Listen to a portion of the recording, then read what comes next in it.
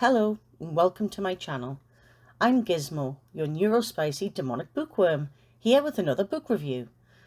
I'm also in the progress of compiling a list of books that I would like to review in the future, so please feel free to comment below if you want to see a certain book reviewed.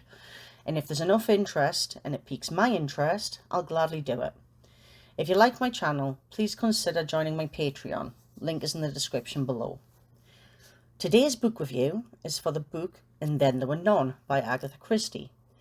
Remember when there was a programme on the radio called Desert Island Discs? Probably not if you're under like 30.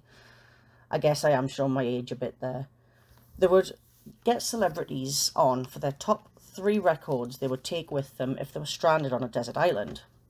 Well, in a book version of that, let's say at Desert Island Books, this book would be one of my top 3 books to take with me. It tells the story of 10 individuals who are sent a letter by the mysterious Mr. Owen and are invited to stay at his house on an island. The people are then killed off one by one, as is true for all Agatha Christie novels, and they try to work out who's doing it because the island is pretty much deserted apart from their house. It has had a controversial history because of its title. At the time it was first published, the title of the book contained a racial slur that I will not be using on this channel, nor do I ever intend to use racial slurs. This was a nod to the film that was brought out in the 30s with the same name, based on the book. If you want to know the original book titles, then come on, Google is a thing. As with most books nowadays, it has had a series of adaptations into both films and series, the most recent one being a BBC series that was aired just a few years ago. My favourite rendition of the films has to be the film based on the book from the 1970s. My only gripe I have about this book is that once you have read a few of Agatha Christie's books, you can easily see the formula, in that someone always lies about who they are. If you've never noticed it, try reading any of her books and you will see what I mean. As I say every book review, I will try to make this as spoiler-free as possible so that you can enjoy it for yourself. But I wouldn't consider this a spoiler, as the reader is in on the fact that there's a character lying about who they are. It's explained at the very beginning of the story. The only other issue I have personally is that due to the way the characters are written, you don't really get attached to a particular character, so you don't really root for anyone. I can see why it's done, especially in the whodunit genre, because the author wants you to keep guessing. But sometimes it can lead to not much character development, or can come across as too much of a stereotype, almost like you're playing a game of Clue or Cluedo.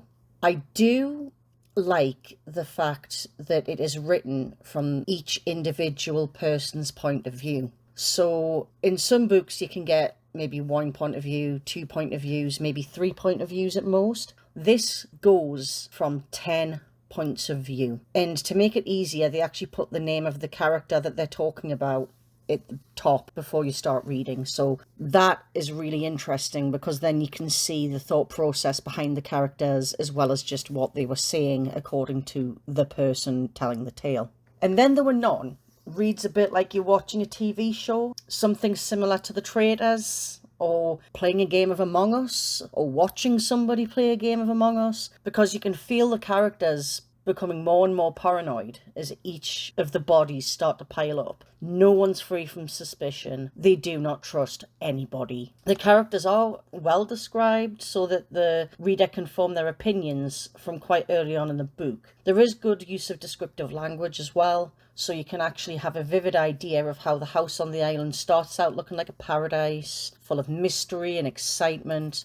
But as the book progresses, you get a sense of things taking a dark turn, with the place taking on an ominous and eerie atmosphere that goes hand in hand with the growing suspicion. The ending is one of the reasons why I love this book. I am that person who reads a whodunit, gets to the end, and then rereads it, knowing the ending, and trying to work out the little clues that are left behind and any red herrings put in the way intentionally. It gives me a greater appreciation of the book and its author. Please correct me in the comments if I'm wrong, but so far I've never seen an adaptation of And Then There Were None that actually does the ending exactly like it is in the book.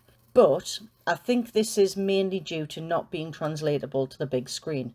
It's not a massive issue, just the ending of the book gives more details as to why the person did what they did and how they grew up with the need to kill and stuff.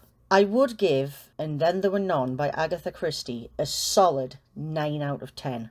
I think that everybody needs to read this book at least once in their lifetime because it is such a good ending. I like it to the extent of having it as one of my Desert Island books. I often reread it on a yearly basis, reacquainting myself with the story, the conflict, the plot points, and the little clues that have been left along the way. I have both the ebook version and a dog-eared paperback copy of this because I've read it so much. I originally found it in my local library when I was going through a hyperfixation on Agatha Christie, as you do if you're neurospicy. Then, as soon as I'd finished it, I needed to buy my own copy immediately. And I was lucky in that my local charity shop actually had the book. So bought it straight away, brought it home, and I've read it every year ever since. When I do the Popsugar reading challenge, actually, link in the description below, I always try to make one of the prompts fit this book because I have to read it on a yearly basis. As always, thank you for checking out this video, and remember, keep reading.